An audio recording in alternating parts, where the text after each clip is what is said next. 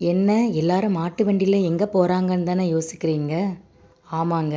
அந்த காலத்திலேருந்து இந்த காலம் வரைக்கும் நமது பாரம்பரியத்தை இன்னும் கடைபிடிச்சிட்டு இருக்கிறவங்க இன்னும் நம்ம தமிழ்நாட்டில் இருக்கிறாங்க. ஆமாங்க.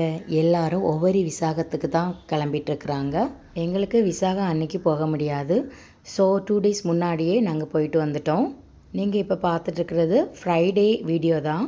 நிறைய பேர் ஒரு வாரத்துக்கு முன்னாடியே சீக்கிரமாக வந்து இடம் பிடிப்பாங்க. அண்ட் ஃபேமிலியாக ரொம்ப ஜாலியாக என்ஜாய் பண்ணுவாங்க. நிறைய கலை நிகழ்ச்சிகள்லாம் இருக்கும். ரொம்ப ஜாலியாக இருக்கும். அண்டு இந்த வருஷம் உண்மையாகவே நாங்கள் ரொம்ப மிஸ் பண்ணுறோம்.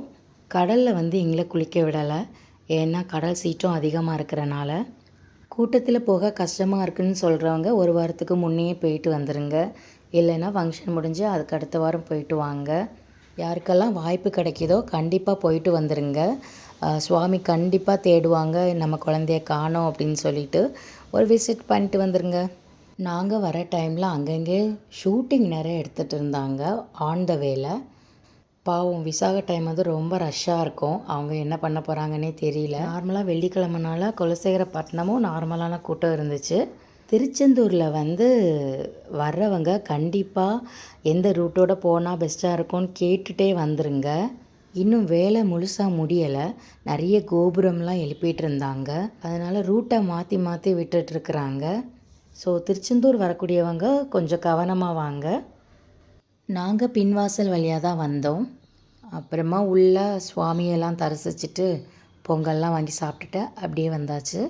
ஒவ்வொரு தாண்டினதும் எங்கள் வண்டி வந்து கூல் வாட்டர் இல்லாமல் நின்றுடுச்சு. ஸோ அவங்க பெட்ரோல் பங்க் போயிட்டாங்க. நாங்கள் சும்மா உட்காந்து வேடிக்கை பார்த்துட்டு இருந்தேன். அப்போ ஒருத்தர் வந்து நான் இருந்த இடம் வந்து ஒரு மாதா கோயில் கிட்ட. ஆக்சுவலாக எனக்கு இங்கே மாதா கோயில் இருக்கிறது தெரியாது.